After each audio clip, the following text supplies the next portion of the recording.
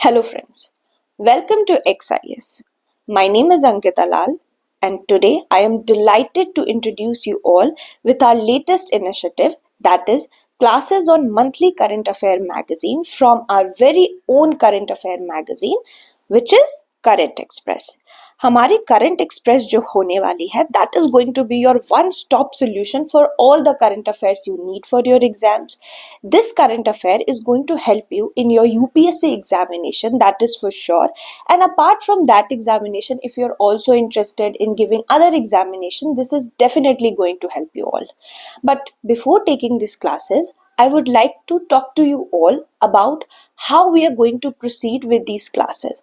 How is this magazine different from other magazines? देखिए, आप सबको पता है, we all know that there are a lot of magazines, a lot of sources available when it comes to current affairs on the internet. Even if you go outside, you find a lot of books that caters to current affairs. But how is our current express different? That will be your question, है ना? सबके दिमाग में question आएगा. So just give me few minutes of your time ताकि मैं आप लोगों को थोड़ा सा हमारी स्ट्रैटेजी बता दूं, how we are going to proceed with all these classes, और साथ ही साथ आपको बता दूं कि आपको पढ़ना कैसे है. Because everybody can teach you current affairs, but not all people can teach you how to read those current affairs. So there I will help you all. चलिए, so before starting this classes let's see the trends. सबसे पहले ना trends देखते हैं. चलिए देखिए, if we talk about current affairs ना, हम सबने पहले ट्रेंड देखना है. ये वाली आप चार्ट को देखो, 2011 से 2023 के बीच you can see there has been some changes. अब अभी अगर आप 2016-15 वाला टाइम देखोगे ना, तो current affair use to be a lot more important than it is right now. अभी आप देखोगे तो static has again become very important.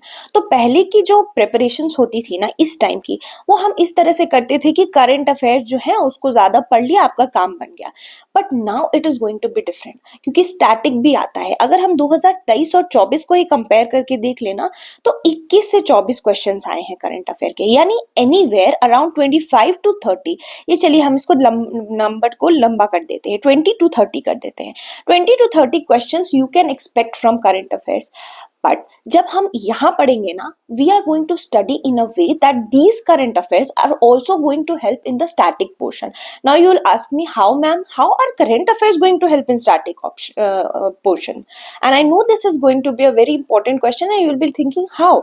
Let me help you out. देखो, जब हम करंट अफेयर्स को पढ़ेंगे ना यहाँ पे, तो जहां भी नीडेड होगा we'll also talk about the static portion, ताकि आपको पता चलते रहे कि you are also revising the static portion, ताकि कोई क्वेश्चन आए तो हम उसको टैकल कर सकें. See, if we look at the other sources, let's come back to our magazine.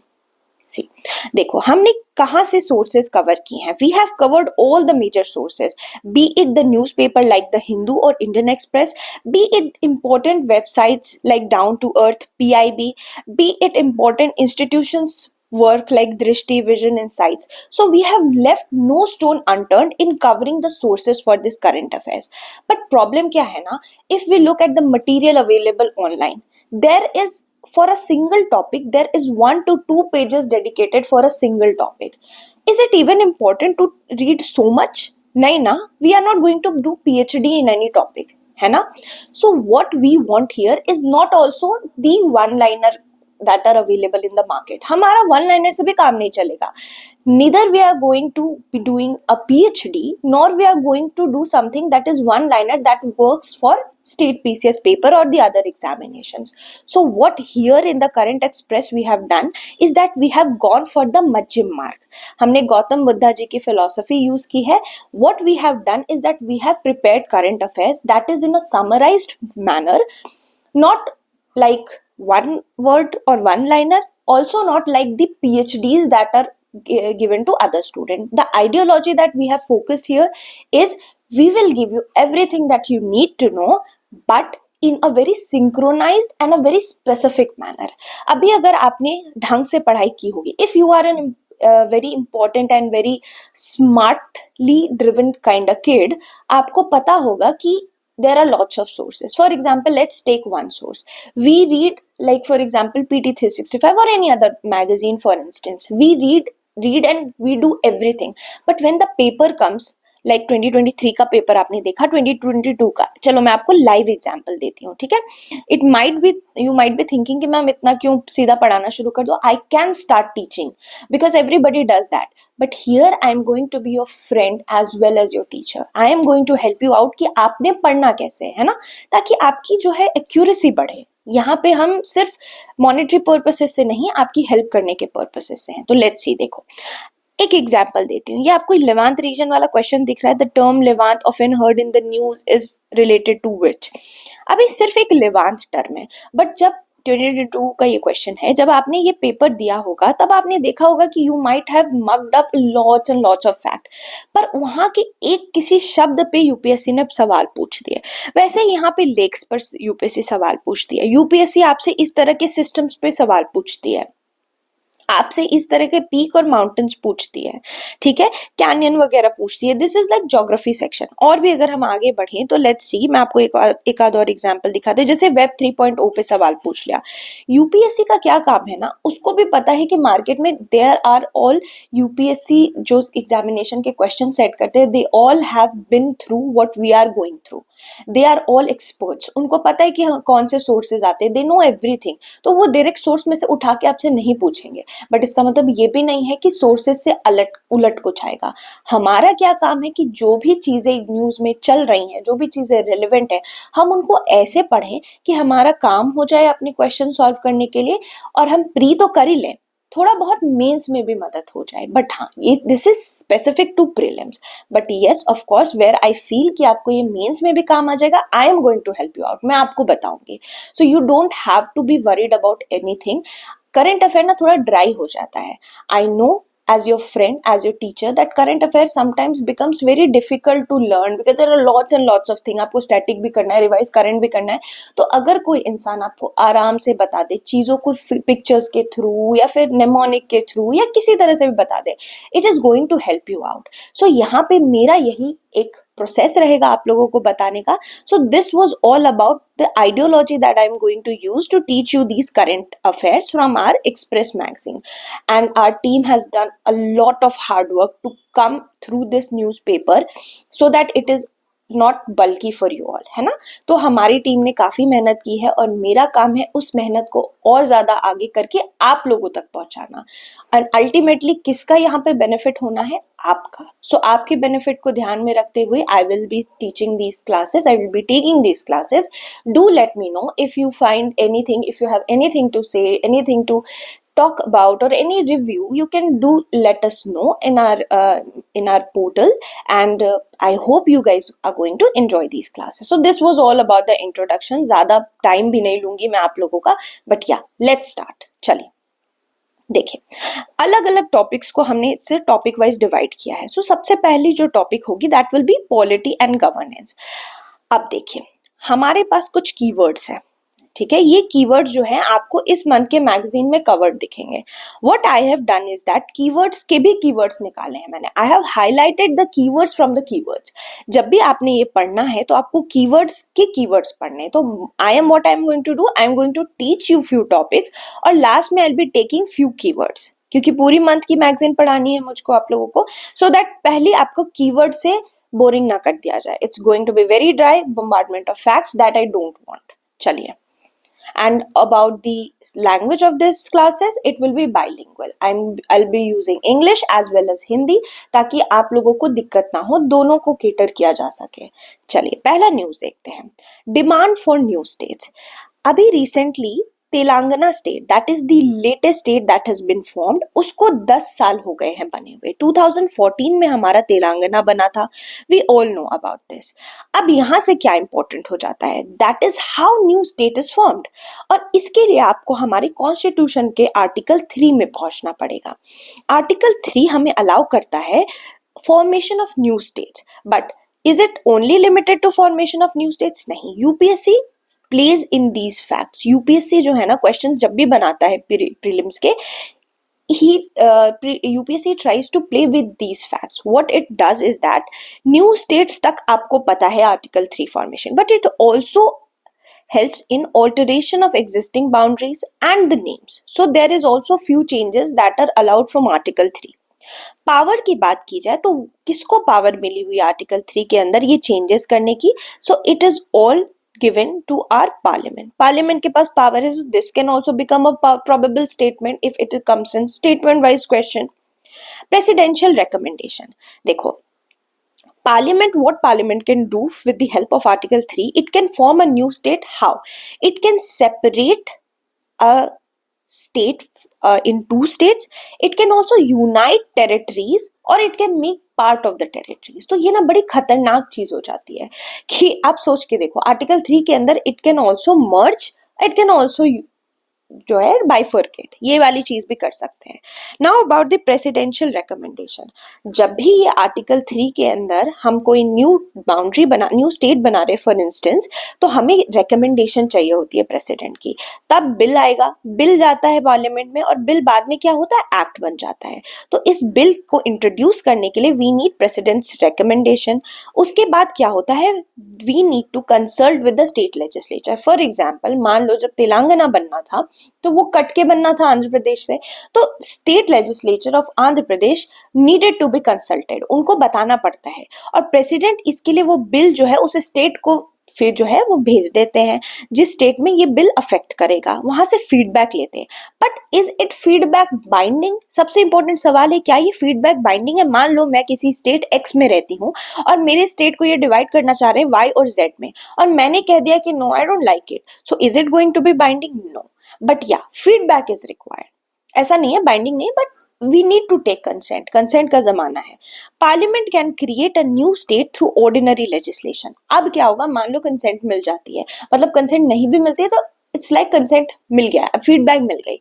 उसके बाद पार्लियामेंट जो है वो क्रिएट कर देगा न्यू स्टेट, किसकी मदद से? तो ऑर्डिनरी लेजिस्लेशन की मदद से. और मेजोरिटी की बात आती है, कौन से मेजोरिटी से? सिंपल मेजोरिटी से.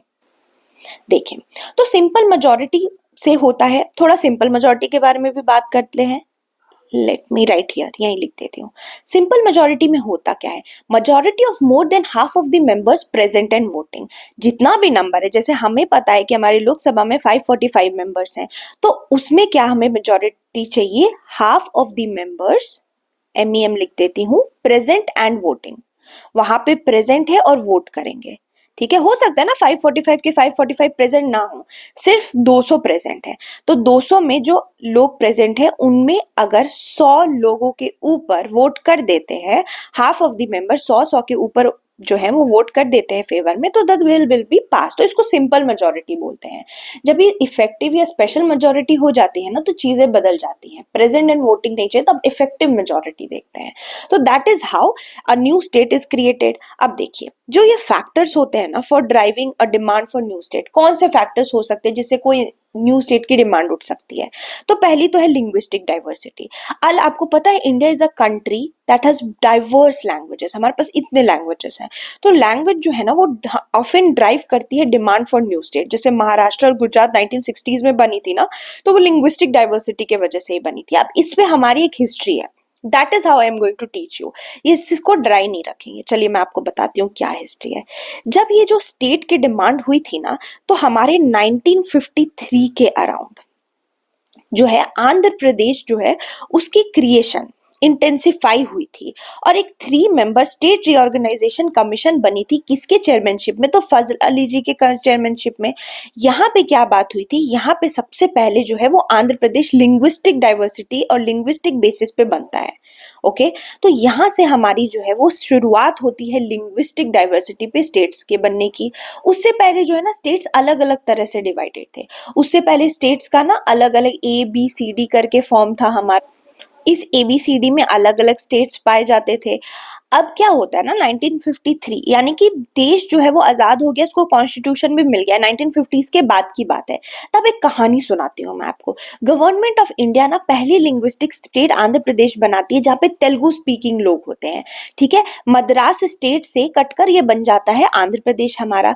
क्या होता है ना, वहां पे एक बहुत ही फेमस एक्टिविस्ट होते हैं जिनका नाम होता है, वेट अ मिनट मैं लिख देती हूँ, जिनका नाम होता है पोट्टी श्रीरामलू. जिन्होंने भी पढ़ा होगा ना, they must be knowing the name of Potti Sriramulu. Potti Sriramulu जो थे, he followed a prolonged popular agitation where he went on a strike, hunger strike, ठीक है, हंगर स्ट्राइक पे जाते हैं, बट अनफॉर्चुनेटली ही डाइज। और उनकी डेथ के बाद ये 56 डे का हंगर स्ट्राइक होता है इनका, 56 डे का हंगर स्ट्राइक होता है। इसके बाद जो होती है ना, government kind of is forced, is persuaded कि ना हमें बनाना पड़ेगा नया स्टेट, और फिर आंध्र प्रदेश की क्रिएशन होती है। तो इस तरह की हमारी हिस्ट्री थी, इसीलिए हमें ये नाम भी थोड़ा पता होना चाहिए, पोटी श्रीमल्लू। तो ये हमने थोड़ा स्टैटिक भी देख लिया, राइट। अब देखिए, अब आपको पता चल गया कि हाँ, फजल अली कमीशन का क्या कनेक्शन था। इसका था हमारा जो लिंग्विस्टिक स्टेट बनता है उसका, और फिर स्टेट रीऑर्गेनाइजेशन एक्ट पास होता है 1956 में। We all know about this state reorganisation act. और इस तरह से हमारी लिंग्विस्टिक बेसिस पर स्टेट्स बनती हैं। और आज का आप भारत देख सकते हो किस तरह से लद्दाख और जम्मू कश्मीर भी डिवाइड हो गया 2 यूटीज में। तो आर्टिकल 3 के अंदर ये पावर मिलता है कि एक स्टेट को 2 यूटी में डिवाइड किया जा सके। That's why article 3 has gain importance, and I feel कि आर्टिकल 3 पे सवाल बन सकते हैं। ओके, चलिए अब हम लोग क्या देखते हैं, दूसरा कोई जो फैक्टर है ड्राइव करता है न्यू स्टेट बनाने का, that is regional disparities. See, there are reasons in our India, for example if we take example of Bihar with Maharashtra, so Bihar is a kind of state where there is underdevelopment if we compare to Maharashtra. Same क्या है ना, कई कई regions किसी state के अंदर ही उनमें differences होती है। For example, there is an underdeveloped region known as Vidarbha. ये आपको कहाँ है, ये आपको ईस्टर्न पार्ट ऑफ महाराष्ट्र में दिखता है, ईस्टर्न पार्ट ऑफ महाराष्ट्र। यानी Maharashtra, if we ever talk about Maharashtra, हम उसको हमेशा इकोनॉमिकली प्रोस्पेरस स्टेट में काउंट करते हैं, but if we take a region that is not that developed in comparison to other parts of Maharashtra, so there rises the demand of statehood। क्योंकि जब statehood की demand का क्या फायदा है, कभी सोचा आप लोगों ने?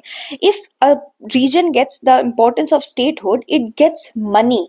जो फाइनेंस कमीशन होती है वो उसको पैसा देती है डिवोल्यूशन के अंदर, so it gets money for its work to be done. नहीं तो अगर किसी स्टेट के अंदर रीजन है तो स्टेट के अंदर उसके पास पावर आ जाती है कि वो उस रीजन को डेवलप करता है नहीं करता है, तो बेटर पावर मिलती है, सेंटर की तरफ से डायरेक्ट पैसा मिलता है। तो इस तरह से एक रीजनल डिस्पैरिटी रीजन हो सकता है। Third is cultural identity.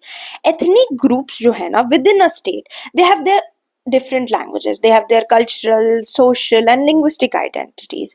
वैसे ही असम में जो एक रीजन है जिसका नाम है बोडोलैंड, वहां पे आपको ट्राइब्स दिखेंगे, उनकी अपनी लैंग्वेज है, they are entirely different from the entire state. तो तब कैसी चीज आती है ना कि हम एक ही स्टेट में रहते हैं, हम अलग लैंग्वेज बोलते हैं, हमारा अलग खान पान है, so why we are living in that state, so they want the demand of statehood rises from there. So इस तरह के कुछ रीजन है जिससे आपको स्टेटहुड मिलता है। अब आपको कैसे याद रखना है फॉर प्रीलिम्स, मान लो प्रीलिम्स के लिए आप इसको पढ़ रहे हो, तो first and foremost article 3, article 3 में किस तरह से प्रेसिडेंट की रिकमेंडेशन चाहिए। फॉर एग्जाम्पल मैं आपको एक लाइव एमसीक्यू बना के दिखाती हूँ, वेट, हाँ देखिए, फॉर एग्जाम्पल आपसे यूपीएससी एक सवाल पूछती है, पहला स्टेटमेंट इसने डाल दिया कि presidential recommendation is required for bill to be introduced under article 3। दूसरा स्टेटमेंट मैं डाल देती हूं, the state affected needs to assent to the bill and its feedback or recommendation is binding। और थर्ड मैं ऐसे डाल देती हूं एक और स्टेटमेंट, फॉर एग्जाम्पल यूपीएससी आपसे ये स्टेटमेंट्स पूछ रहा है, थर्ड स्टेटमेंट मैं यहां से डाल देती हूं कि article 3 deals with formation, alteration and name changing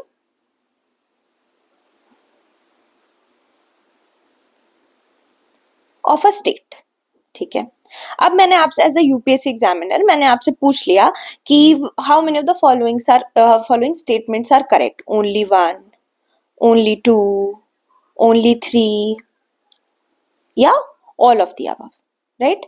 अगर आपसे मैं ऐसा सवाल पूछ लूं, if you are knowing about these things, तो आपने पता है पहला तो सही है, तीसरा तो सही है, दूसरे के लिए यू नीड रिविजन। अभी आपको लग रहा होगा इट्स सो इजी, बाइंडिंग तो होता नहीं है, बट अगर आपने इसको कंटिन्यूअसली रिवाइज नहीं किया है या चीजें पढ़ी नहीं है तो आपके दिमाग से निकल जाएगा। How we tend to read current affairs is like, अगर आपकी जगह मैं या कोई भी स्टूडेंट जो पहली बार करंट अफेयर पढ़ रहा है या फिर बहुत ही किसी अलग सोर्स से पढ़ रहा है, that person is going to focus so much on article 3, that person is going to focus on linguistic diversity, this that, वो याद कर लेंगे, तेलंगाना के 10 साल हो गए ये याद कर लेंगे, but this update is not at all important. What is important is this procedure for formation of new state. हमें करंट अफेयर के थ्रू स्टैटिक को भी काउंटर करना है। That is what I was telling you earlier कि how I am going to teach you that we are going to read current affair so that our static is also in a synchronize, is read in a synchronize manner. So that is how I am going to teach you and going to put all my energy into this thing so that you understand कि how questions are formed। आपको ये भी समझ में आए कि सवाल बनते कैसे हैं, सवाल को सॉल्व कैसे किया जाता है। This is how UPSC does, वो आपके माइंड के साथ गेम खेल रहा होता है, ठीक है। So this is what we were talking about. आप थोड़ा अगर चाहो तो जो है वो इस वाले को अच्छे से पढ़ सकते हो, या मैंने लक्ष्मीकांत से निकाली है फजल अली कमीशन के बारे में, तो आपका रिविजन भी हो जाएगा। Let me take you to the another news. दूसरा न्यूज है इंटरनल इमरजेंसी। सी, अभी 2024 में 50 साल हो गए हैं हमारे इंटरनल इमरजेंसी को। We all, every serious aspirant knows कि इंडिया में एक इंटरनल इमरजेंसी लगी थी 1975 के टाइम पे। ये डेट वेट नहीं याद रखनी, जून 25, you might forget, it's all right, but you should no कि 1975 में हमारे इधर इंटरनल इमरजेंसी लगी थी। अब इमरजेंसी को थोड़ा देख लेते हैं। Emergency is an important topic. If it comes in prelims it's important, but also in mains it's important. See, emergency क्या होती है ना, it suspends democratic rights and किसको पावर मिल जाती है, सेंट्रल गवर्नमेंट को ओवर द स्टेट्स। स्टेट की power गई, अब सेंट्रल गवर्नमेंट बॉस बन गया। सिंपल यही बात है इमरजेंसी की। Whenever we talk about emergency ना, एक बड़ा ना प्रॉब्लम है बच्चों में, there is a confusion when it comes to emergency. The confusion is that if I ask you a question, let me ask you one question कि I am going to ask you that the provision of emergency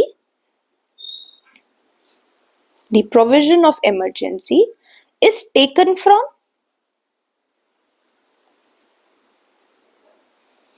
I am going to give you some options. For example, I am going to give you the option like Government of India Act 1919, Government of India Act 1935, from Russian Constitution, and I am going to give you another option that is Japanese Constitution. ठीक है, ये मान के चल लो आप। Okay, for example these are all made up options, let's not delve into the options. आप क्या answer दोगे? Every person that is ever read emergency जानता है कि it has been taken from the Weimar Constitution of Germany. So आप देखोगे option में तो है ही नहीं। How is that possible? Question ही गलत है। No, this confusion I am going to clear right now for you all. Problem क्या है ना, इमरजेंसी के जो प्रोविजंस है उसमें होता क्या है, the fundamental rights are suspended. Fundamental rights we all know is very important for all of us. Constitution हम लोगों को प्रोटेक्ट करता है बाय गिविंग फंडामेंटल राइट्स, पर इसका जो सस्पेंशन है ना फंडामेंटल राइट का, वो हो जाता है हमारे इमरजेंसी में। और जो इस फंडामेंटल राइट के सस्पेंशन के प्रोविजंस है ना, that is based on the Weimar constitution of Germany, but other provisions are taken from government of India act 1935। और ये हमने जानना है। ये कंफ्यूजन जो है ना, let's just clear it for once and all, ताकि हम लोगों के दिमाग में ये चीज ना आए। UPSC always plays, these are the pitfalls that UPSC plays with, it plays with your mind. अब ये सिर्फ माइंड गेम है। कहीं पे आपने सुना है कि prelims is also your personality test. It is more like कि आपसे पूछ रहे हैं, आपके को घुमाने की कोशिश कर रहे हैं। You just have to stay calm and collected and be very much, बोलते हैं ना, be very much aware of your preparation. If you know that you have read well, तो अपने आप पर आपको रखना है पूरा का पूरा भरोसा कि मैंने ये पढ़ा है तो यही होगा। चलो नेक्स्ट देखते हैं, इमरजेंसी प्रोविजन अब कौन से आर्टिकल के अंदर आते हैं। तो ये आर्टिकल 352 से 368 के अंदर 360 के अंदर आते हैं, और पार्ट जो है पार्ट इज 18। ठीक है, ये पार्ट वगैरह भी दिमाग में होना चाहिए, not for prelims but for mains. अगर आपने कोई क्वेश्चन कर रहे हो आप मेंस के, तो you will always start with writing the articles. ठीक है, मान लो ये किसी GS2 का क्वेश्चन है, तो you will always start with mentioning the articles and the part. अब देखो ये जो प्रोविजंस होते हैं ना, प्रोविजंस कैसे होते हैं इमरजेंसी के, ये प्रोटेक्ट करने के लिए इमरजेंसी लगता क्यों है। So there are types of emergency, but let's all talk about कि why the emergency comes into play. Protect करने के लिए कंट्री की सॉवरेनिटी को, अगर हमारे देश पे किसी तरह का खतरा आता है, सिक्योरिटी सिस्टम या कॉन्स्टिट्यूशन पे कोई खतरा आता है, तब प्रोविजंस लगते हैं। इमरजेंसी वी ऑल नो 3 तरह के होते हैं, national emergency, and then there is president rules, and third is financial emergency. अब क्या है ना, लेमन भाषा में हम हमेशा प्रेसिडेंट रूल को स्टेट इमरजेंसी बोल देते हैं। Okay, state emergency, but there is nothing like state emergency. President rule is the correct term. If you are giving some interview na, so it will look better if you say that there is a national emergency, there is a president rule, and there is financial emergency. बोलते हैं colloquially, बोलचाल की भाषा में we use state emergency. तो देखो national emergency president declare करते हैं। कौन डिक्लेयर करते हैं? प्रेसिडेंट डिक्लेयर करते हैं। किसकी एडवाइस पे? तो कैबिनेट की एडवाइस पे। इनका अपना नहीं, सुओ मोटो नहीं है, प्रेसिडेंट को कैबिनेट का सुनना पड़ेगा, वी ऑल नो दैट। और फिर देखते हैं किस बेसिस पे, तो 3 बेसिस हैं जिसपे आपकी नेशनल इमरजेंसी अंडर आर्टिकल 355 लग सकती है। कौन सी? तो पहला है वॉर, दूसरा है एक्सटर्नल एग्रेशन, और तीसरा है आर्म्ड रिबेलियन। ये 3 चीजों पे आपकी नेशनल इमरजेंसी लगती है, और 3 इमरजेंसी अभी तक इंडिया में लग चुकी है नेशनल। एक 1962 में चाइना के साथ जब हम वॉर में थे, 1971 में पाकिस्तान के साथ, 1975 में इंटरनल डिस्टर्बेंस। अभी देखो ये जो इंटरनल डिस्टर्बेंस थी ना, जो 1975 में लगी थी इंदिरा गांधी जी के रेजिम के टाइम में, जो कि काफी इनफेमस टाइम है हमारे इंडिया की हिस्ट्री में, वो इंटरनल डिस्टर्बेंस को 44th अमेंडमेंट एक्ट 1978 के अंदर चेंज करके आर्म्ड रिविलियन कर दिया गया था। बिकॉज उस टाइम जो ये 1975 का पीरियड था ना, there was a gross what we can say gross injustice done on the part of the government. It was a very kind of a blot in our constitution.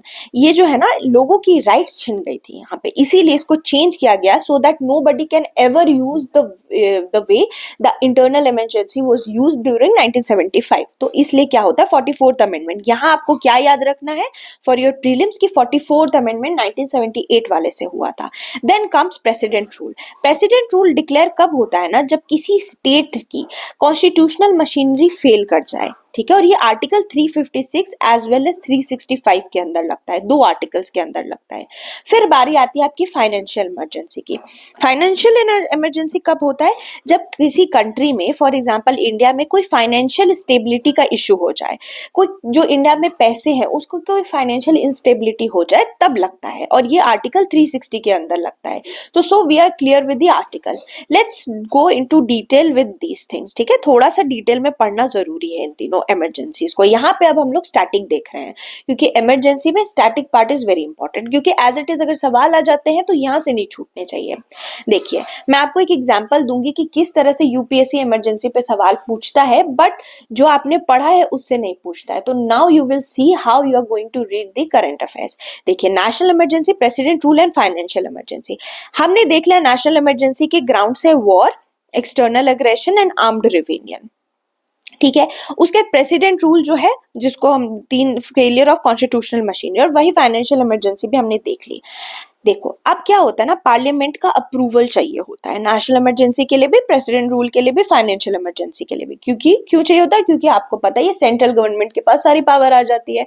तो parliament का approval in case of national emergency कैसे होता है कि दोनों houses, याद रखना, दोनों हाउसेस को स्पेशल मेजोरिटी के साथ 1 महीने के अंदर प्रोक्लेमेशन जो है उसको अप्रूव करना होता है। मान लो कि इमरजेंसी लगने की बात हो रही तो 1 महीने के अंदर, वही आपके प्रेसिडेंट रूल और फाइनेंशियल इमरजेंसी में 2 महीने का पीरियड होता है, जिसमें सेम दोनों हाउसेस स्पेशल में इन प्रेसिडेंट रूल दोनों हाउसेस स्पेशल मेजोरिटी, ये ना मेजोरिटीज को भी देखो, जो जो मैं ऐसे गोला लगा रही हूँ ना, the things that we are rounding up is the most important thing.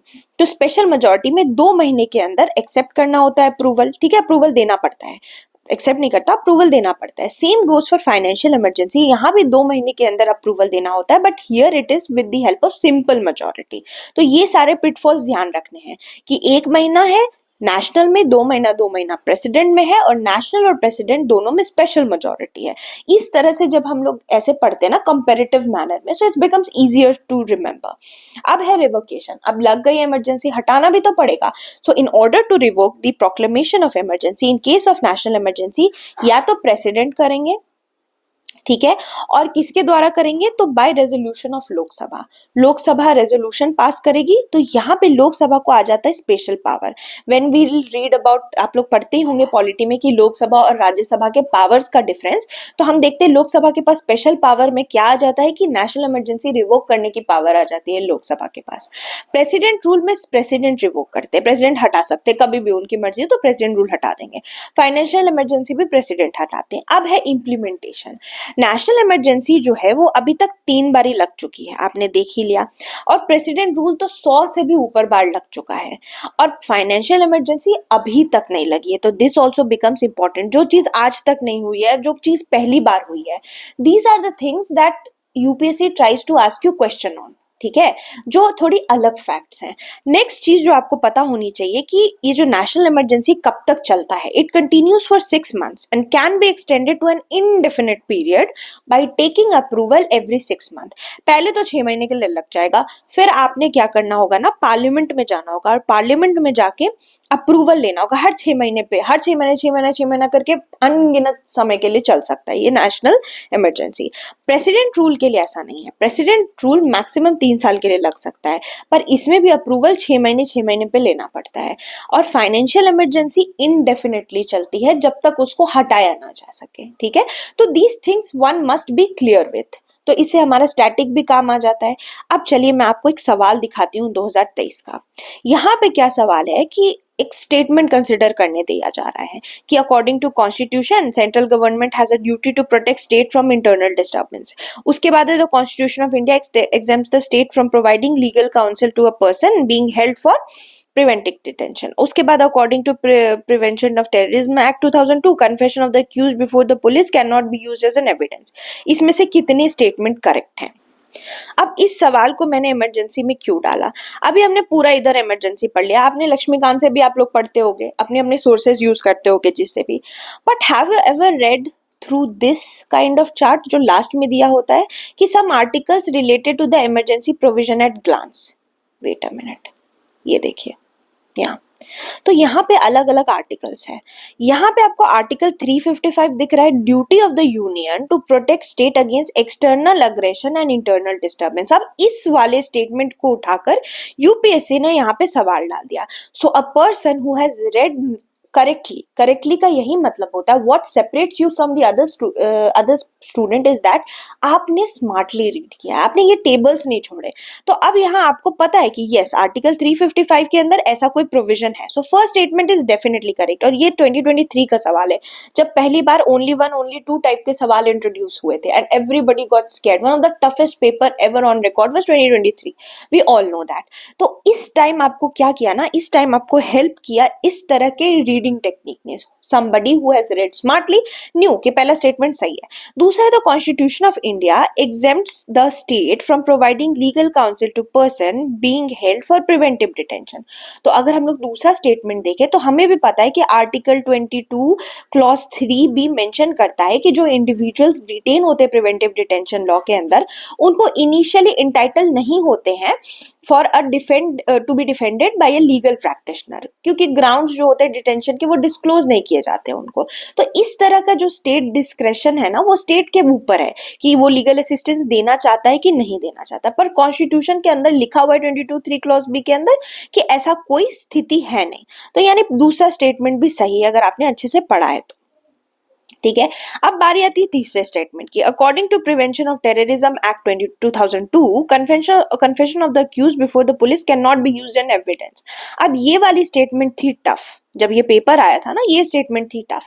तो अब मैं आपको थोड़ा आंसर, आपको पता ही होगा कि एक सेक्शन है, सेक्शन 32 ऑफ पोटा एक्ट, ये जो पोटा प्रिवेंशन ऑफ टेररिज्म एक्ट, ये सोचो अभी इतने पुराने एक्ट पे इन्होंने सवाल पूछे। So UPSC can throw curve ball in front of you, इस तरह के बॉल्स आ सकते हैं, but we all know we are smart student, हमें आना चाहिए।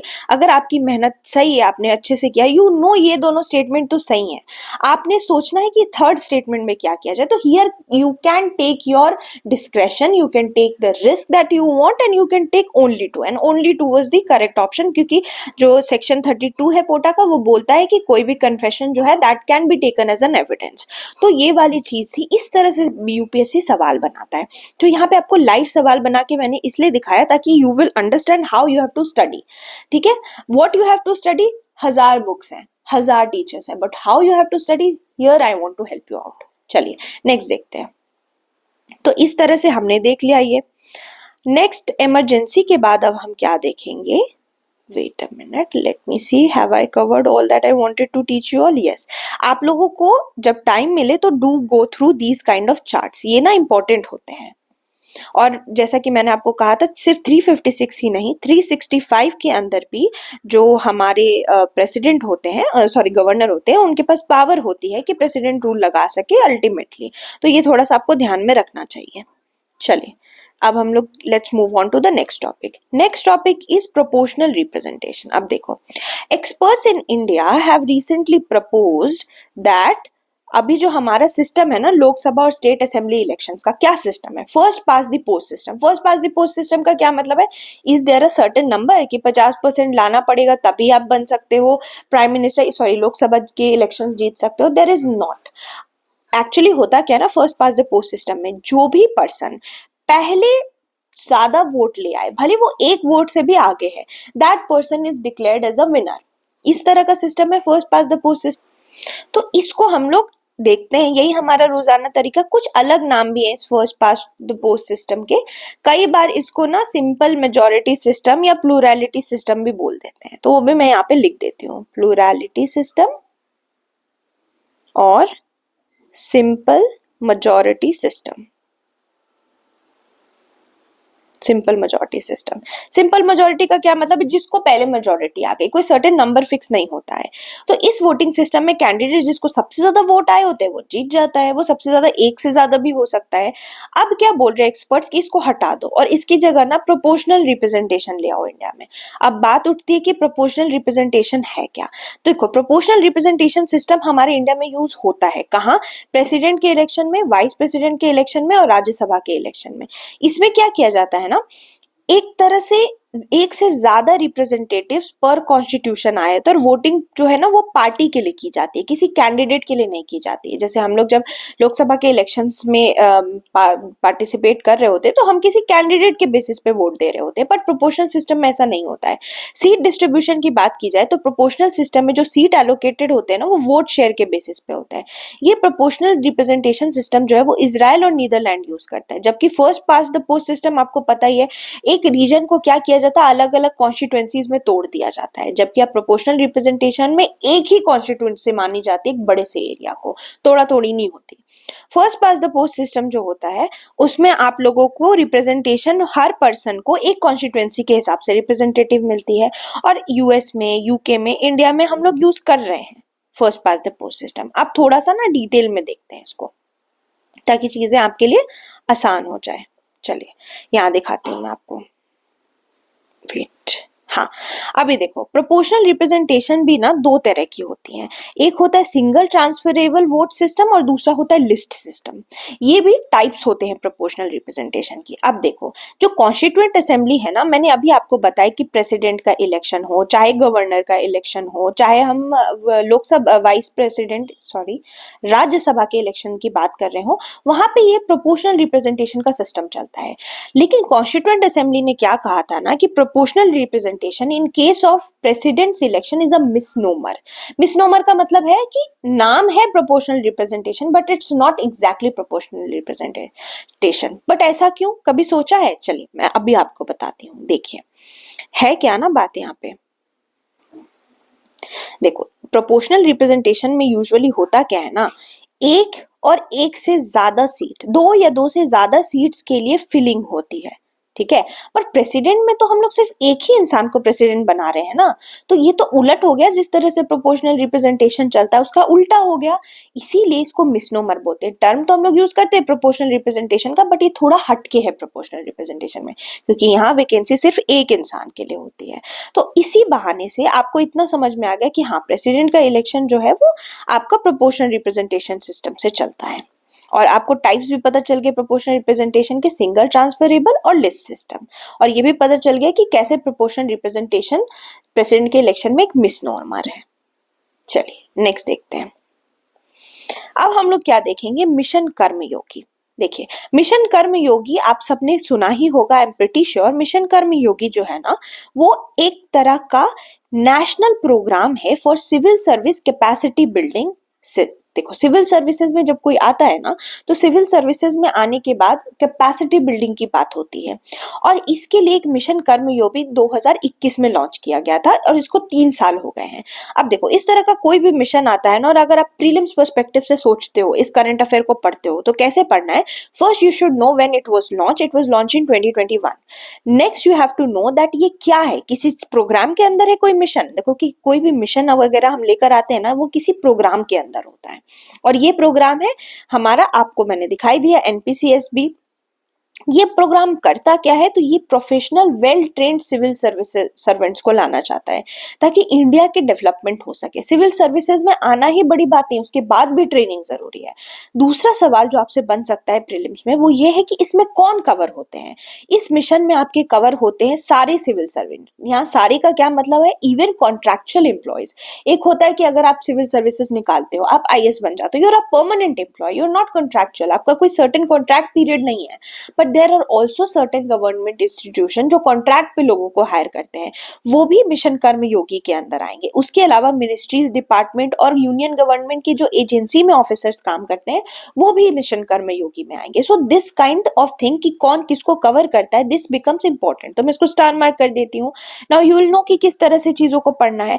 Next is that willing state government. अब देखो विलिंग स्टेट गवर्नमेंट, अगर कोई स्टेट गवर्नमेंट कोई चीज अच्छी लगती है, तो वो अपना कैपेसिटी बिल्डिंग प्लान, क्योंकि स्टेट्स भी अपना अपना कैपेसिटी बिल्डिंग प्लान चला रहे हैं, क्योंकि उनके भी तो सिविल सर्वेंट्स हैं, तो वहां पे वो अपना जो प्लान है वो इस मिशन कर्मयोगी के साथ अलाइन कर सकते हैं, ताकि दोनों जो है सिंक्रोनाइज वे में चले।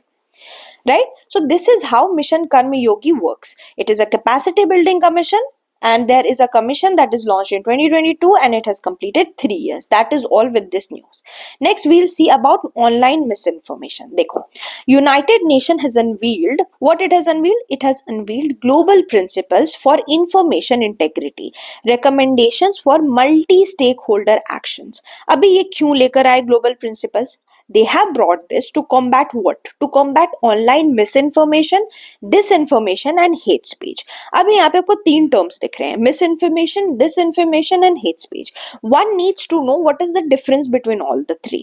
क्योंकि इसमें एक slight difference है, और ये slight difference अगर आप नहीं जानोगे, you are prone to mark the statement wrong. देखो मिस इन्फॉर्मेशन इज अ, यहाँ पे मैंने जिसको हाईलाइट किया है ना, that is been highlighted with a specific purpose. Misinformation is misleading content without harmful content. Intent, intent बड़ा matter करता है। Intent that is intention. If your intention is you didn't know but you spread it. आप भी कभी बात करते हो, किसी के बारे में सुनते हो, कोई बात कर दी किसी पर्सन के बारे में, अरे वो तो बड़ी बदमाश है, अभी आपको नहीं पता, ठीक है, किसी के मुंह से सुना था कि वो बड़ी बदमाश है, वो लोगों को पीटती है, आपने बता दिया, बट यू डिडंट नो कि उस दूसरे बंदे ने जो आपको बताया था उसने झूठ बोला था।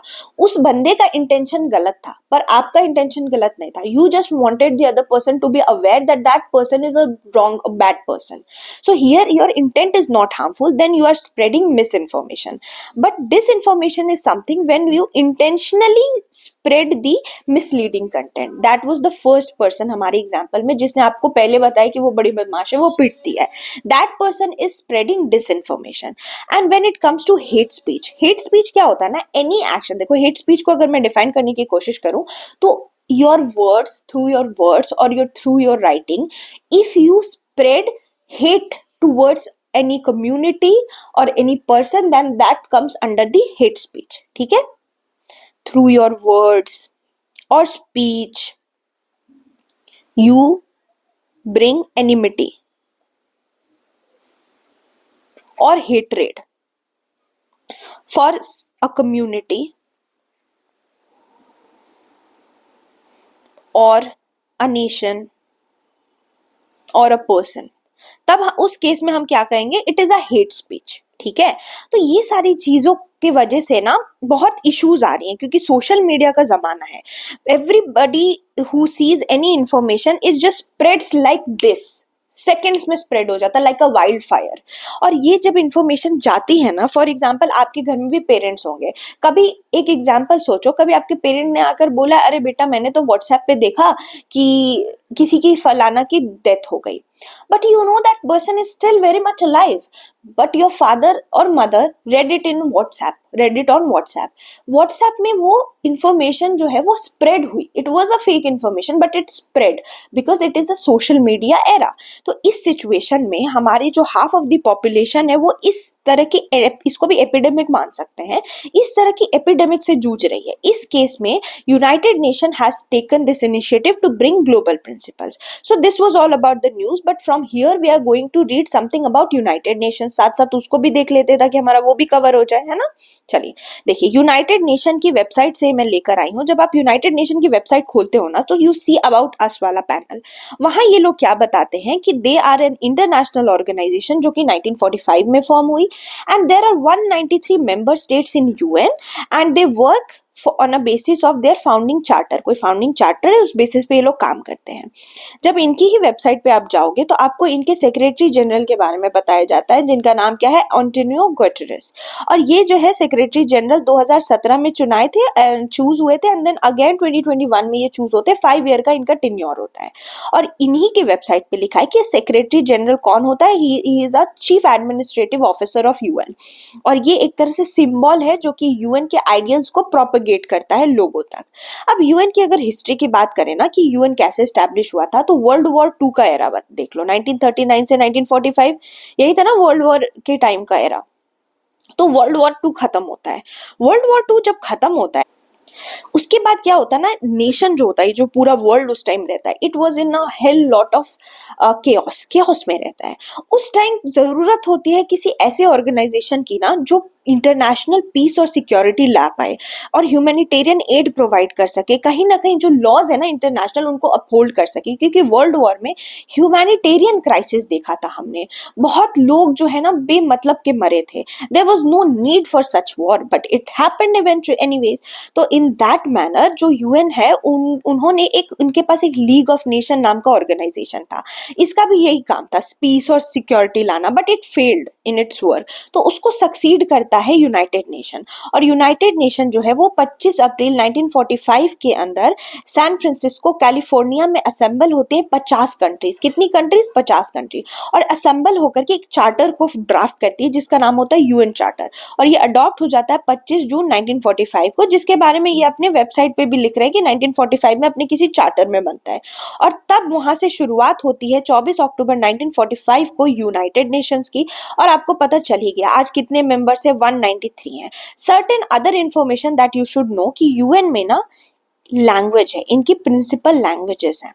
यूएन का अपना प्रिंसिपल लैंग्वेज है जिसमें 6 लैंग्वेजेस है, that you must be knowing.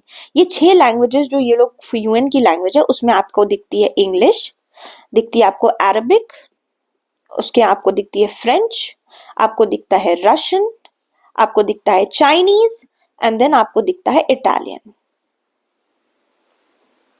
ठीक है? I am so sorry, it's not Italian, Spanish. Okay, तो ये 6 लैंग्वेजेस जो है, ये 6 ऑफिशियल लैंग्वेजेस हैं. क्या है ये?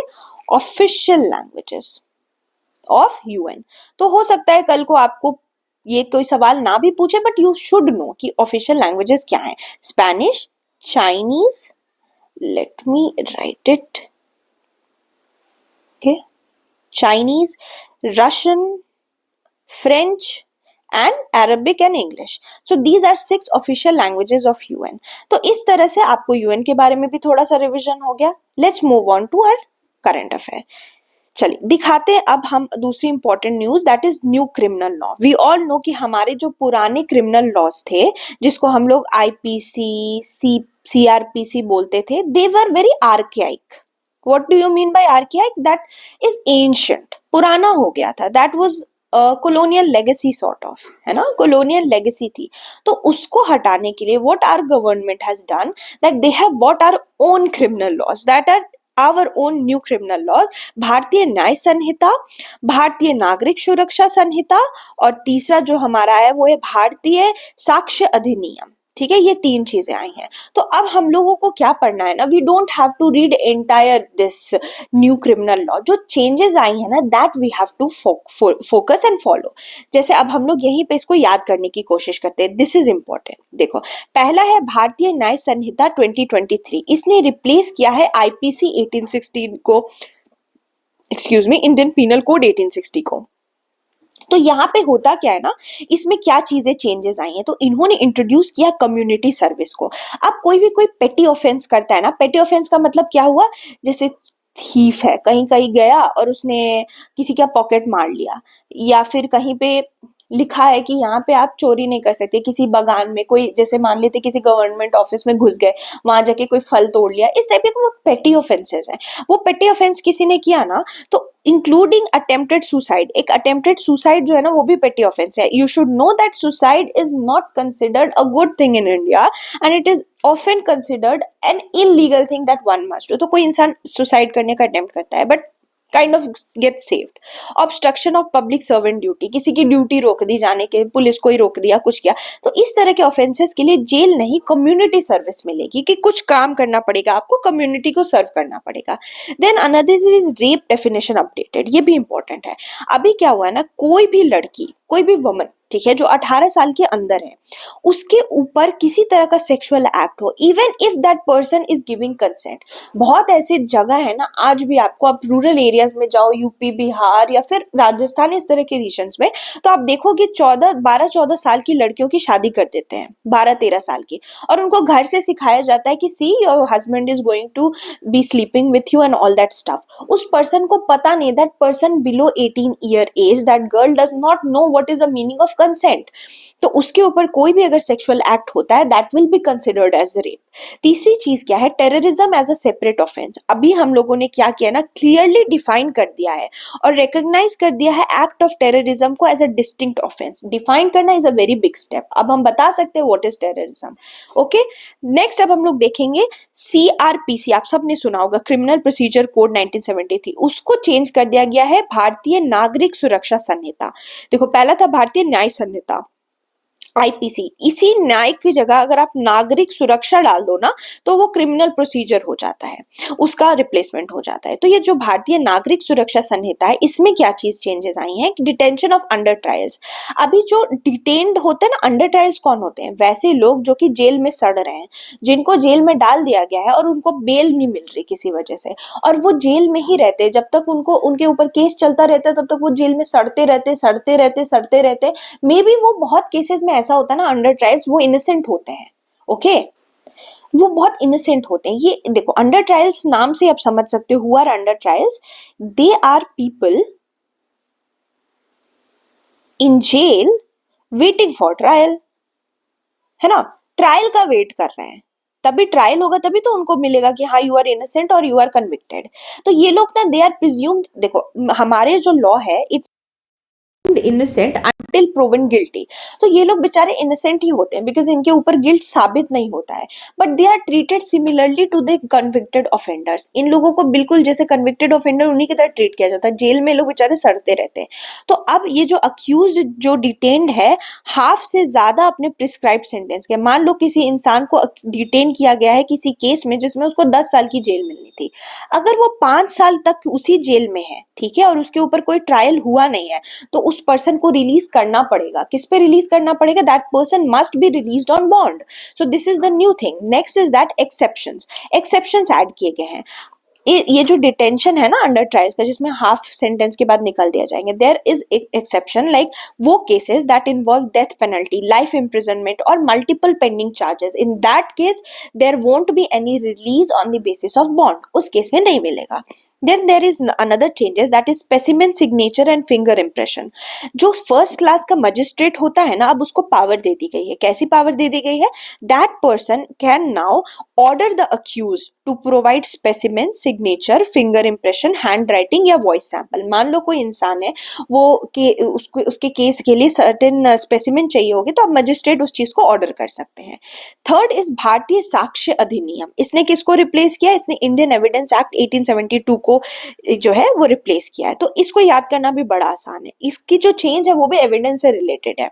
इलेक्ट्रॉनिक और डिजिटल रिकॉर्ड्स। देखो पहले क्या होता था ना, बोला जाता था कि अगर आपको कोई भी चीज लेकर आना है ना, तो ट्रेडिशनल पेपर डॉक्यूमेंट लेकर आओ, उसको ही हम मानेंगे, that is the right evidence.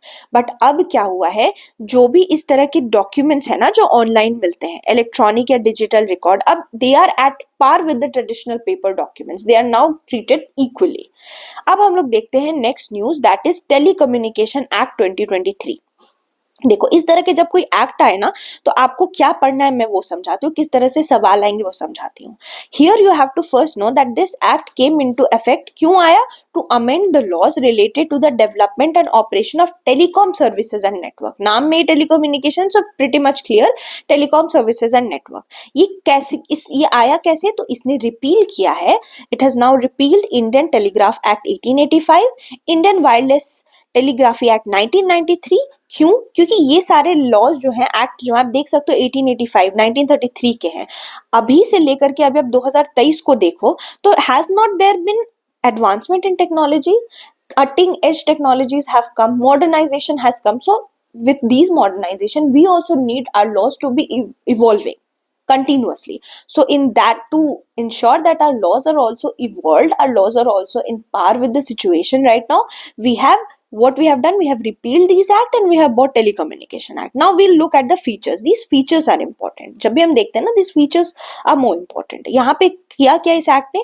It has defined the terms. जैसे कि स्पेक्ट्रम को डिफाइन किया है इन्होंने, यूजर को इम्प्रूव इन्वेस्टर कॉन्फिडेंस या ईज ऑफ बिजनेस वगैरह दिलाने की कोशिश की है। ठीक है, ये सारी चीजें की हैं। देखो अब यहाँ मैं आपको एक और चीज समझाती हूँ, दैट इज स्पेक्ट्रम। देखो ये सारे टर्म्स अगर दिखे, अगर न्यू है आपके लिए, आपको नहीं पता, तो I am here to help you out. Spectrum का अगर हम लोग साइंस एंड टेक के बेसिस पे देखें, तो स्पेक्ट्रम जो होती है ना, वो फ्रीक्वेंसीज होती हैं। क्या होती है? फ्रीक्वेंसीज होती हैं, जो कि वायरलेस, जो भी सिग्नल है वायरलेस, वो जो ट्रैवल करता है ना, उसके ट्रैवल की फ्रीक्वेंसीज है, इनको स्पेक्ट्रम बोलते हैं। तो पहले ना ये सारी चीजें क्लियर नहीं थी। Now they have defined these terms so that our user experience can be improved. Next is right of way framework. मुझे ऐसा लगता है इस वाले आर्टिकल में सबसे इंपॉर्टेंट चीज है this right of way framework. There can be question that could be like, what in the right of way term has recently been in the news. For example, मैं आपको लिख ही देती हूँ, it will be easier for you all. For example, इस तरह के सवाल आपको दिख सकते हैं। In recently, the term right of way has been in news. It is related to, अब यहाँ वाली सिचुएशन में if you have read this news but you have not focus on the keyword, that is the most important thing, आप भूल जाओगे, क्योंकि current affair as we all know is a dry thing. Spectrum भी अगर आपको किसी ने नहीं बताया what is spectrum, what is frequency, you can forget. तो इस सिचुएशन में ना आपको समझ के पढ़ना और स्टैटिक से कोरिलेट करना। Now it's a piece of cake for you, है ना। Now you can easily see that it is related to telecommunication, that is how the questions could be framed, that is how you are going to study. चलिए next हम लोग क्या देखते हैं, इसमें दूसरी चीजें देखते हैं। जैसे अब क्या हुआ है ना इसके फीचर्स में, टेलीकम्युनिकेशन एक्ट्स में, कि सेंट्रल गवर्नमेंट के पास पावर दे दी गई है। Now it can set standards for telecommunication network, equipment etcetera. अब सेंट्रल गवर्नमेंट के पास पावर आ गई, यानी स्टेट से ज्यादा पावर आ गई, तो sometime it becomes a bone of contention. So states thinks that their autonomy is being snatched, but for you right now, that is something that you should consider for the mains perspective, but for prelims you should know that central government is going to set standards. Next is protects user from requiring consent. अब ये ना सबसे best चीज है इस वाले की। आपके पास भी स्पैम मैसेजेस आते होंगे, स्पैम कॉल्स आते होंगे, आपको नहीं चाहिए फिर भी आपको कोई कॉल करके बोला ये स्कीम ले लो, ये चीजें ले लो। इसमें क्या होता है ना, आपसे कंसेंट नहीं लिया गया, but you are getting certain messages that are disturbing you. तो अब क्या होगा ना, इस एक्ट के अंदर they will ask your consent कि आपको ये मैसेजेस चाहिए। इफ यू से यस मुझे चाहिए, तभी आपको मिलेंगे। Next is they will expand the universal service obligation fund. अब देखो क्या है ना, एक फंड बना है इसके अंदर जिसका नाम भी चेंज हो गया, ठीक है। ये पहले यूनिवर्सल सर्विस ऑब्लिगेशन फंड था, अब इसका नाम डिजिटल भारत निधि कर दिया है। तो आपसे एग्जाम में डायरेक्टली भी पूछ सकते हैं कि डिजिटल भारत निधि किससे रिलेटेड है। तो डिजिटल भारत निधि, अब ये फंड क्या करेगा, it will support research and development, technology और पायलट प्रोजेक्ट्स जो कि टेलीकॉम सेक्टर से रिलेटेड होंगे। तो इस तरह से ये वाला एक्ट किया हमने, एक्ट को इस तरह से पढ़ते हैं। क्वेश्चंस भी दिखा दिए कि कैसे बनेंगे। Next is post office act 2023। तो देखो अभी एक रीसेंट अपडेट के अंदर इंडियन पोस्ट ऑफिस एक्ट 1898 जो है उसको रिपील कर दिया गया है बाय पोस्ट ऑफिस एक्ट 2023 के अंदर। अब क्या है, ये वाला जो नया वाला एक्ट है इसके भी हमें सेम की प्रोविजंस पढ़ने हैं। इसमें अभी क्या है ना, एक जो है ना पर्सन, जैसे जिसको director general of postal services appoint किया जाएगा, ये इंडियन पोस्ट को हेड करेंगे। इनके पास पावर्स होंगी सर्विसेज और स्टैम्प सेल्स को रेगुलेट करने के लिए। सिर्फ पोस्ट ऑफिस में ना आपके लेटर्स नहीं जाते हैं, पोस्ट ऑफिस में सेलिंग भी होती है, स्टैम्प की सेलिंग होती है, सर्विसेज रेगुलेट होती है। कभी आप अगर पोस्ट ऑफिस जाओ, फॉर एग्जांपल अगर आप ऐसे स्टेट्स में जाते हो, for example I am giving you example of Patna, if you go to Patna post office, they are also selling Ganga जल्स देयर, ठीक है, गंगा जल वगैरह भी सेल करते हैं।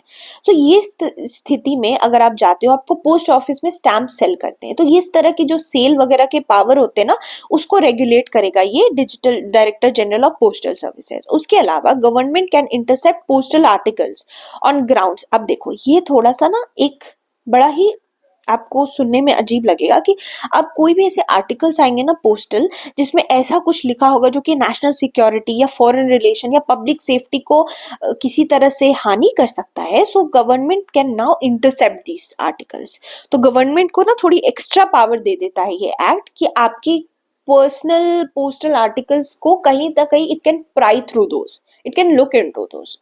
उसके बाद है post office exempt from liability for its service except as prescribe for specific services. देखो पोस्ट ऑफिस ना अब एग्जेम्प्ट कर सकता है अपनी सर्विसेज की लाइबिलिटी से।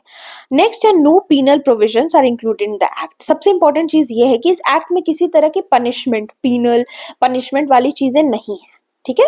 नेक्स्ट हम लोग देखते हैं विमेन एमपीज इन 18th लोकसभा। अब देखो इस न्यूज को हम लोग ना थोड़ा चेयरफुल वे में पढ़ते हैं तो आपको याद रहेगा। अभी क्या, ये थोड़ा ना ग्लूमी सा न्यूज है, बट हम इसको चेयरफुल कैसे पढ़ेंगे वो मैं आपको बताती हूँ। अभी रिसेंटली क्या देखा गया ना, जब आप 17वां जो लोकसभा था, 17th जो था, उसको 18th से कंपेयर करोगे ना, you will see that the number of female that is women MPs in Lok Sabha has reduced। 74 women MPs हो गई हैं, जबकि आप 17th में देखते तो वहाँ 78 थे। So now number 14.4% से has reduced to 13.6%, which is not a good thing। तो साथ ही साथ अब हम लोग देख लेते हैं कि women की रिप्रेजेंटेशन कैसी है लेजिस्लेचर में, स्टेटस देखते हैं। तो देखो अगर हम लोग कंपेयर करें ना 17th लोकसभा से 18th को, तो 10.74% वहां पे विमेन का कंट्रीब्यूशन था, अभी 9.7% कंट्रीब्यूशन हो गया, it has reduced. Women representation जो लोकसभा में थी वो बढ़ी है, ठीक है, 5% in the first Lok Sabha to 14.4% in the 17th Lok Sabha. ये 17th की बात कर रही हूँ मैं, 4th से 17th की। विमेन करेंटली अगर आप राज्यसभा में देखोगे तो 14.05% है, जबकि आप लोकसभा में देख रहे हो तो लोकसभा में इज जस्ट नाउ 13.6%। ग्लोबली अगर आप देखो पूरे वर्ल्ड में तो विमेन 26.9% सीट रखती हैं पार्लियामेंट्स में। इससे आपको क्या पता चल रहा है कि अभी भी विमेन की रिप्रेजेंटेशन काफी कम है, which is not a good thing. तो इसी को देखते हुए हमारी गवर्नमेंट ने एक चीज की है जो आप सबको पता है। उससे पहले ये देख लो, एक हिस्टोरिक चीज हुई, इसी न्यूज से रिलेटेड न्यूज है, पीआईबी की है। एक एक बार क्या किया ना, जब ये हमारा, आपको पता ही है, नारी शक्ति वंदन विधेयक बिल 2023 में पास होता है, ठीक है। ये जो बिल जब जाता है ना, तब हमारे जो राज्यसभा के चेयरमैन है श्री जगदीप धांकर, वो क्या करते हैं, एक पैनल ऑफ वाइस चेयरपर्सन होता है, ठीक है। आपने सुना होगा जब आप पढ़ रहे होगे, तो चेयरपर्सन जो होते हैं, एक चेयरपर्सन होता है राज्यसभा का, एक वाइस प्रेसिडेंट होता है राज्यसभा का, और एक होता है पैनल ऑफ वाइस चेयरपर्सन, जिसमें कुछ नंबर ऑफ लोग होते हैं 10 के अराउंड, और वो लोग जो है वो पैनल देखते हैं। जब आपके चेयरपर्सन और वाइस चेयरपर्सन नहीं होंगे, तब वो लोग जो है वो प्रिसाइड करेंगे। तो इस पैनल को इन्होंने ऑल विमेन पैनल कर दिया राज्यसभा का, इस दिन के लिए, किस दिन के लिए, जिस दिन ये वाला बिल पास होना था, ठीक है। तो ये चीज क्यों की गई, ताकि एक पावरफुल मैसेज भेजा जा सके वर्ल्ड में कि इस तरह की चीज जो विमेन के लिए चेंज ला रही है, वहां पे विमेन का उस सीट पे बैठे रहना is going to be a momentum change, ठीक है। तो इसमें आप देख सकते हो किस तरह से 13 विमेन को डाला गया था इस चेयरपर्सन के panel of chairperson vice chairperson में, और ये जो है राज्यसभा में हुई थी। तो these are the things that are being done by our government to ensure that कि विमेन को इक्वल से मिले, है ना।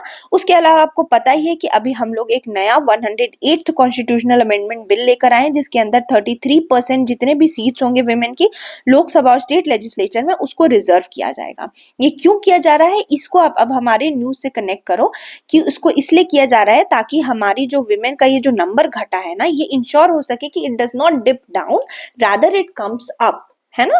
तो ये सारी चीजों को हमने कंपैरेटिव वे में पढ़ना था। अब हम लोग देखते हैं सेल्फ डिक्लेरेशन सर्टिफिकेट। देखो, इसमें इस तरह की सेल्फ डिक्लेरेशन सर्टिफिकेट में आपका इसी तरह का सवाल बन सकता है कि ये किस मिनिस्ट्री ने लाया है। तो ये जो है वो ministry of information and broadcasting. So ministry becomes more important in this kind of news.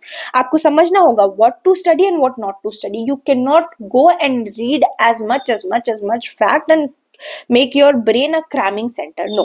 तो यहाँ पे मिनिस्ट्री ऑफ इंफॉर्मेशन ब्रॉडकास्टिंग ने लेकर आए हैं एक नया तरह का सर्टिफिकेट, जिसका नाम है सेल्फ डिक्लेरेशन सर्टिफिकेट, और ये मैंडेटरी होगी जितने भी न्यू एडवर्टाइजमेंट है उनके लिए, as per supreme court directive. Supreme court ने कहा था कि जितने भी नए एडवर्टाइजमेंट होंगे ना, उसको अगर आप टीवी पे ला रहे हो, चाहे प्रिंट में न्यूज़पेपर वगैरह में ला रहे हो या ऑनलाइन लेकर आ रहे हो, किसी सेल्फ डिक्लेरेशन सर्टिफिकेट के अलावा आप नहीं डाल सकते, ठीक है। एसडीसी क्यों चाहिए, ये साइंड होना चाहिए। एसडीसी भी ऐसा है कि आप कैसे लाओगे सेल्फ डिक्लेरेशन सर्टिफिकेट, तो it must be signed by N authorised representative, जो कि कोई एडवर्टाइजर या एजेंसी है, उसको सबमिट करेगा किसके द्वारा, तो ब्रॉडकास्ट सेवा पोर्टल, अगर टीवी और रेडियो में ऐड चला रहे हो, और अगर आप प्रिंट या डिजिटल मीडिया में चला रहे हो तो प्रेस काउंसिल ऑफ इंडिया के पोर्टल पे। तो अब इसके बारे में सोचो, रैशनल क्या रहा होगा to behind this self declaration certificate. Rational must be कि जो भी एडवर्टाइजमेंट है वो मिसलीडिंग ना हो, फॉल्स एडवर्टाइजमेंट ना हो। So it is a good step. Next we'll see Pradhan Mantri Awas योजना। तो देखो, प्रधानमंत्री आवास योजना के दो कंपोनेंट्स है, अर्बन और रूरल। हम इसको कैसे पढ़ेंगे, सबसे पहले तो टाइप देखेंगे कि प्रधानमंत्री आवास योजना किस तरह का है, तो सेंट्रली स्पॉन्सर्ड स्कीम है, ठीक है। इसकी मिनिस्ट्री देखेंगे, दूसरी चीज मिनिस्ट्री देखेंगे कि ये ministry housing and urban affair है, क्योंकि अर्बन वाला देख रहा है। लॉन्च कब हुआ था, 2015। ये बस दिमाग में we have to keep it in our brain कि चलो 2015 में हुआ था। बेनिफिशियरीज कौन है, तो economically weaker section, income criteria आप देख सकते हैं, लो इनकम ग्रुप जो 3 से 6 लाख वाले, या मिडिल इनकम ग्रुप, या फिर जो भी इस स्कीम के अंदर एलिजिबल होंगे। सबसे इंपॉर्टेंट चीज जिसको मैंने स्टार मार्क किया है, विमेन एम्पावरमेंट का कंपोनेंट आप देखो प्रधानमंत्री आवास योजना में। अगर किसी को प्रधानमंत्री आवास योजना के अंदर आप हेल्प चाहिए, पैसे चाहिए, ठीक है, अर्बन हाउसिंग शॉर्टेज के लिए, तो वो विमेन हेड को मिलेगा फैमिली का, और वो मस्ट बी ओनर या को ओनर होनी चाहिए। जो घर है वो उसकी या तो ओनर हो या तो को ओनर हो, और फीमेल हेड को मिलेगा। तो इससे विमेन एम्पावरमेंट बढ़ती है, लोग जो है अपनी घर की औरतों को हेड बनाएंगे, है ना। नेक्स्ट देखते हैं इसी का रूरल वाला। रूरल भी सेंट्रली स्पॉन्सर्ड स्कीम है। इसकी मिनिस्ट्री है मिनिस्ट्री ऑफ रूरल डेवलपमेंट। ये 2016 में यानी 1 साल बाद लॉन्च होता है। इसके बेनिफिशियरी किस बेसिस पे, आपने देखा कि जो हमने अर्बन वाला है उसकी बेनिफिशियरीज ईडब्ल्यूएस इनकम बेसिस है, जबकि हम अगर बेनिफिशियरी रूरल में देखें तो ये सोशियो इकोनॉमिक कास्ट सेंसस 2011 के डेटा के बेसिस पे है। उसके अलावा हाउसिंग डेप्रिवेशन पैरामीटर्स हैं, पैरामीटर्स देखे गए कि किसके पास बिल्कुल घर नहीं है, चीजें नहीं है। उसके अलावा आवास प्लस एक लिस्ट है, उस लिस्ट से इनके बेनिफिशियरीज डिसाइड किए जाते हैं। तो यहाँ पे सिमिलर विमेन एम्पावरमेंट वाला फंडा है। अब चलो लगे हाथों ये हमने किया है, तो हम थोड़ा सा ना देख लेते स्कीम्स। देखो, स्कीम्स ना 2 तरह की होती है, एक होता है सेंट्रली स्पॉन्सर्ड, एक होता है सेंट्रल सेक्टर, ठीक है। दूसरा होता है centrally sponsored. Central sector scheme जो होती है ना, वो फुल्ली गवर्नमेंट देखती है, फुल्ली बाय सेंटर। इसमें जो भी फंडिंग आएगी ना वो सेंटर करेगा, जबकि सेंट्रली स्पॉन्सर्ड में state plus centre contribution, state का भी कंट्रीब्यूशन होता है और सेंटर का भी कंट्रीब्यूशन होता है। और ये जो सेंट्रल सेक्टर स्कीम है ना, इसके भी टाइप्स हैं। इसमें होते हैं आपके core scheme, core of the core scheme,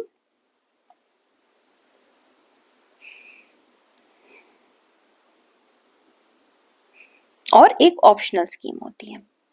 तो this is how schemes are being made by our government. Bureaucracy में बनती है स्कीम्स। अब देखो सेंट्रल स्कीम तो आपको पता चल गया, पूरा कंट्रीब्यूशन सेंटर का 100%। सेंट्रली स्पॉन्सर्ड में ना सेंटर और स्टेट का कंट्रीब्यूशन है, ये वेरी कर सकता है, या तो 60-40 होगा या तो 90-10 भी होता है। जो हिली स्टेट्स होते हैं ना, वहां पे गवर्नमेंट क्या करती है, हिली टेरेनी एरियाज में गवर्नमेंट, या नॉर्थ ईस्टर्न रीजन जो है वहां पे गवर्नमेंट 90 दे देती है। Government with government I mean central government 90% दे देती है और 10% स्टेट गवर्नमेंट का कॉन्ट्रीब्यूशन होता है। वही चीज यहाँ पे आप देख सकते हो, सेंट्रली स्पॉन्सर्ड स्कीम फंडिंग वाली चीज देख रहे हो, 60-40 70-30 90-10 भी हो सकता है। नॉर्मली सेंट्रली स्पॉन्सर्ड स्कीम किस पे बनती है, तो वो सब्जेक्ट जो कि स्टेट लिस्ट के अंदर है। और इंप्लीमेंटिंग एजेंसी कौन होती है सेंट्रली स्पॉन्सर्ड में, स्टेट गवर्नमेंट होती है। एग्जांपल्स आप देख सकते हो आपकी स्क्रीन पे, एमजी नरेगा वगैरह हो गए। सेंट्रल सेक्टर स्कीम जो है वो फंडिंग पूरी सेंट्रल गवर्नमेंट करती है, we already saw this. Normally union list वाले सब्जेक्ट, अभी ये यूनियन लिस्ट स्टेट लिस्ट आपको पता है, ये 7th शेड्यूल के अंदर हमारे लिस्ट हैं, जिसमें यूनियन लिस्ट, स्टेट लिस्ट और कंकरेंट लिस्ट आता है। We all know about this, ठीक है। तो थोड़ा आपके बैक ऑफ द हेड में चीज जोल्ट होती रहनी चाहिए, कौन सी शेड्यूल है, क्या है। इंप्लीमेंटिंग एजेंसी यहाँ पे कौन है, सेंट्रल गवर्नमेंट। और एग्जाम्पल क्या है इसका, मुद्रा योजना वगैरह। अब ये जो types of central sector scheme है, central sector scheme, core, core of the core, optional. यहाँ पे इतना जान लो, कोर स्कीम हो गई जैसे कि जो बहुत कोर है हमारी गवर्नमेंट के लिए, जैसे नेशनल डेवलपमेंट एजेंडाज हो गए, ग्रीन रेवोल्यूशन हो गया, आपके भारत मिशन, स्वच्छ भारत मिशन। ये सारे मिशन जब आप सुनते हो ना, आपको लगता है पूरा nation as a whole develop हो रहा है। But when we listen about the core of the core scheme, it is a scheme for social protection, social inclusion के लिए होता है, ठीक है। ये जैसे कि एमजी नरेगा, ये society as a whole we are trying to protect. And when it comes to the optional scheme, states are free to choose. Optional में आपका नाम ही optional, you're free to choose if you want to implement it or if you don't want to implement it, ठीक है। इसका भी example आप देख सकते हो, बॉर्डर एरिया डेवलपमेंट प्रोग्राम। तो इस तरह से स्कीम्स के बारे में थोड़ा पता चल गया हम लोगों को, राइट। नेक्स्ट देखते हैं हम लोग नोटा। आप सबको पता है नोटा का मतलब होता है नन ऑफ द अबव। हमारे वोटिंग में आप या तो किसी पार्टी, किसी कैंडिडेट को वोट, पार्टी को वोट कर सकते हो, या यू कैन वोट नोटा। अभी रिसेंटली क्या देखा गया ना, इंदौर में 2 लाख नोटा को वोट पड़े, और इस वजह से क्या हुआ, जो रनर अप था ना वो जीत गया, ठीक है। नोटा से क्या पता चलता है, इससे वोटर्स के मैंडेट पता चलता है, दैट दे आर डिससैटिस्फाइड। अगर नोटा को सबसे ज्यादा वोट्स मिलते हैं ना, तो जो रनर अप होता है, मान लो नोटा को 10 वोट मिले और एक ही वोट मिला रनर अप को, स्टिल रनर अप विंस, क्योंकि नोटा ही ले गया सारे वोट। तो सुप्रीम कोर्ट ने ना मैंडेट किया है कि नोटा जरूरी है, we'll have to have NOTA for upholding the universal suffrage and direct elections, जो कि लोकसभा वगैरह में होते हैं। नोटा और कहाँ पे यूज होता है, तो फ्रांस, बेल्जियम जैसी कंट्रीज में यूज होता है। 2013 में इंडिया में इंट्रोड्यूस होता है हमारा नोटा, जब सुप्रीम कोर्ट की रूलिंग आती है पीयूसीएल पिटिशन से रिलेटेड। अभी देखो कुछ चीजें जो आपको पता होनी चाहिए, जो ज्यादा इंपॉर्टेंट है, वो ये है कि अगर नोटा सबसे ज्यादा वोट जीतता है तो करेंटली कोई लीगल कॉन्सिक्वेंस नहीं है। It just shows, it's a symbolic thing, it just shows what people are thinking right now, because the second place candidate wins. But is it even feasible कि आपने अपना vote waste कर दिया? There also comes a debatable part कि you have wasted your vote. इसी को लेकर एक पेटिशन दिया हुआ है हमारे पास, हमने दिया हुआ है जो रिव्यू में है, जिसमें क्या कहा जा रहा है कि अगर नोटा जीत जाता है, if NOTA wins, then the election should be declared null and void. So this is something under review and let's see क्या होता है, जो भी डेवलपमेंट्स होगी विल कम टू नो। अब हम देखते हैं 65% कोटा इन बिहार। आपको पता होगा recently Bihar government tried to increase the reservation limit from 50% to 65%. That was also sometimes coming across as 75%. But this is in violation to Indira Sahani judgment, because in 1992 Indira Sahani judgment set a 50% cap for reservation of SC ST and OBCs in legislature या जो भी public employment की चीजें थी, और flexibility की बात हुई थी इंदिरा सहानी में only in exceptional cases. But what Bihar did, Bihar was trying to make it something that was not an exceptional case and was trying to do it which was not in correlation to Indira Sahani judgment. अब उसके अलावा कुछ judgements की बात की जाए तो महाराष्ट्र में भी similar thing happened. 68% reservation was given which was again struck down by Supreme Court, because we know जो हमारी जुडिशरी है ना वही अपहोल्ड करती है हमारे फंडामेंटल राइट्स को, and it is something related to our fundamental rights. अब देखो ये जो एक्सेप्शंस की बात की गई है, एक्सेप्शनल केसेस, वो कब मिली? जैसे तमिलनाडु इज अ स्टेट ना वेयर देयर इज 69% रिजर्वेशन, तो ये एक एक्सेप्शन हो गया. उसके अलावा गवर्नमेंट कैन, यूनियन गवर्नमेंट जो सेंट्रल गवर्नमेंट है, it can occasionally exceed the ceiling, वो बढ़ा सकता है, ठीक है, but there is a very huge protocol that must be followed. Then there is EWS reservation. आपको पता ही है कि 2023 में EWS को रिजर्वेशन मिलती है, इकोनॉमिकली वीकर सेक्शन, यही होता है ना EWS का मतलब. अब इकोनॉमिकली वीकर सेक्शन को जब 2023 में ये चीज मिलती है रिजर्वेशन, तो वो क्या बोलते हैं 50% कैप की बात करते हैं फ्लेक्सिबिलिटी में. वहां पे क्या होता है 50% कैप के बारे में सुप्रीम कोर्ट बोलती है कि ये सिर्फ SC ST और OBCs के लिए आता है, जबकि EWS is an another criteria all together. ये जो भी इकोनॉमिकली वीकर हैं वो आ जाते हैं इसमें, तो इसलिए उस टाइम फ्लेक्सिबिलिटी दी गई थी. ओके है ना.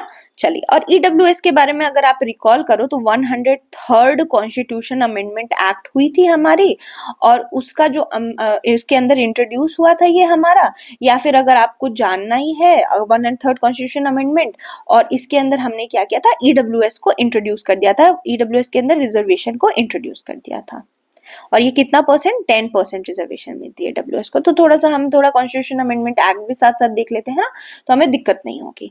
Next is arbitration guidelines. देखो डिपार्टमेंट ऑफ एक्सपेंडिचर जो है ना उसने रिसेंटली गाइडलाइंस दी है कि आर्बिट्रेशन और मीडिएशन लोग यूज करें अपने डोमेस्टिक कॉन्ट्रैक्ट्स के अंदर. अब आर्बिट्रेशन होता क्या है? Arbitration is a quasi judicial dispute resolution method where party submit their issues to an impartial third party. देखो बात क्या है ना, कभी कभी क्या होता है ना, you don't want to go to judiciary. Court पे we all have heard about this famous तारीख पे तारीख वाली चीज, है ना. क्या हर बार आप नहीं चाहते कि ये तारीख पे तारीख वाली चीज जो है वो हमें मिलती जाए?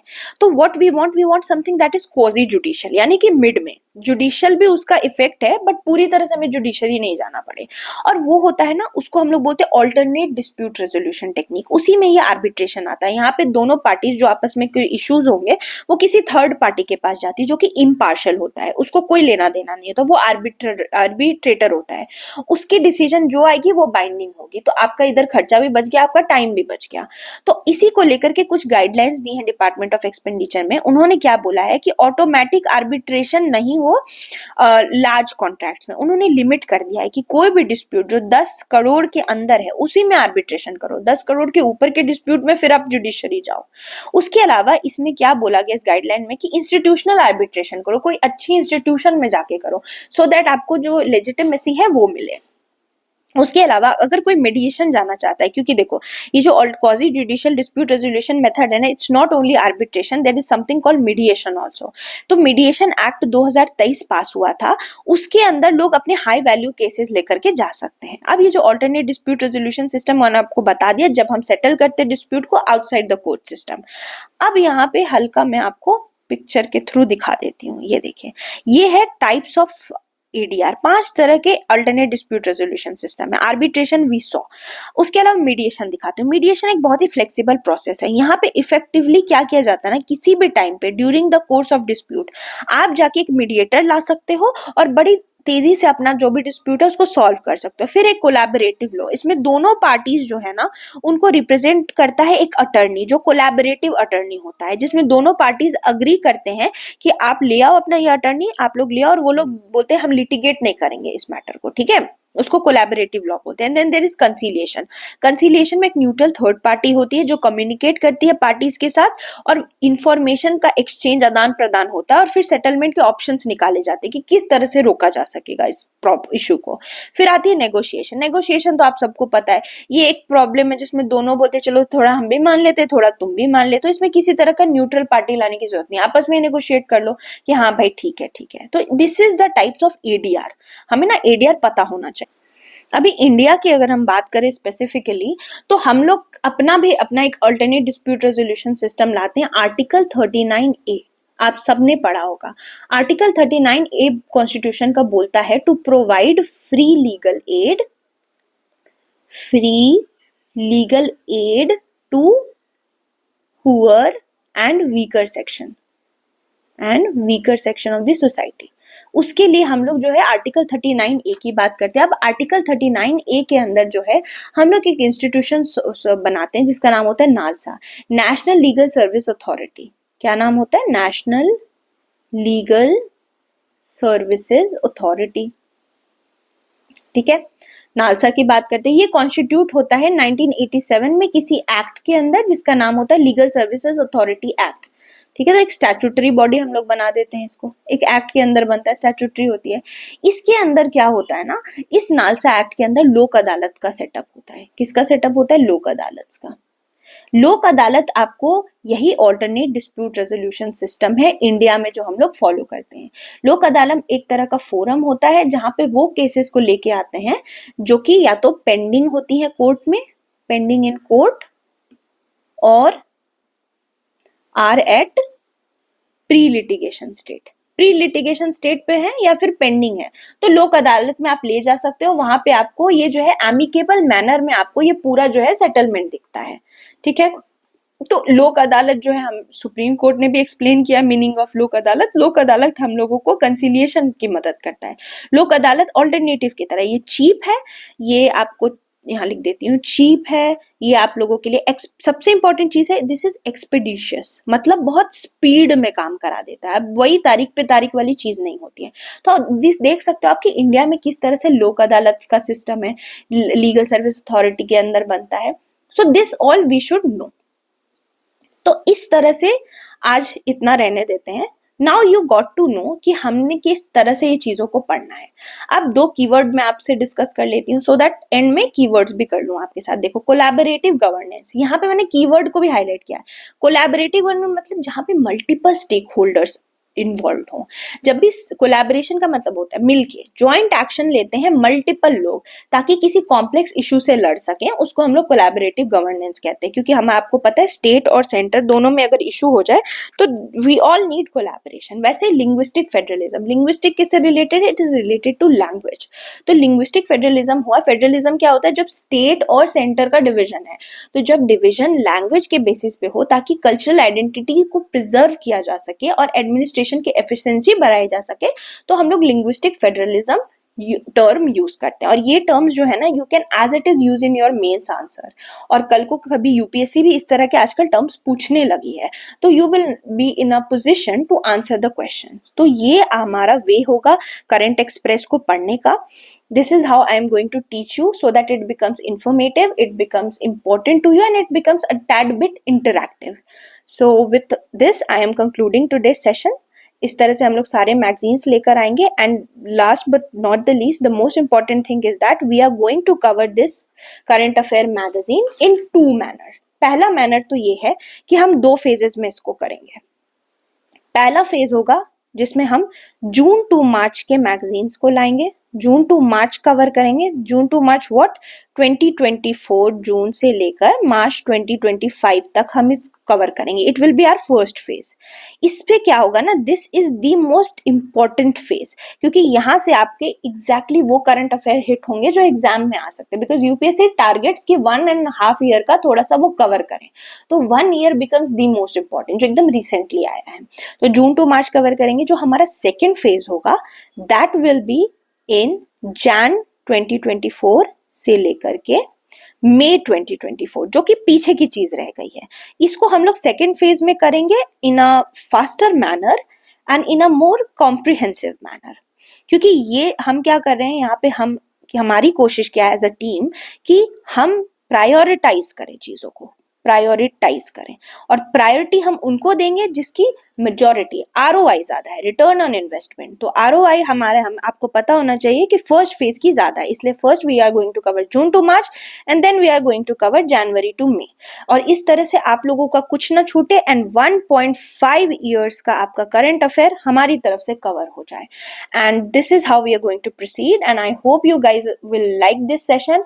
मेरे साथ पढ़िए, मेरे साथ याद करिए, and we are going to make it this time. We are going to make it in the list. We are going to be on top of the list.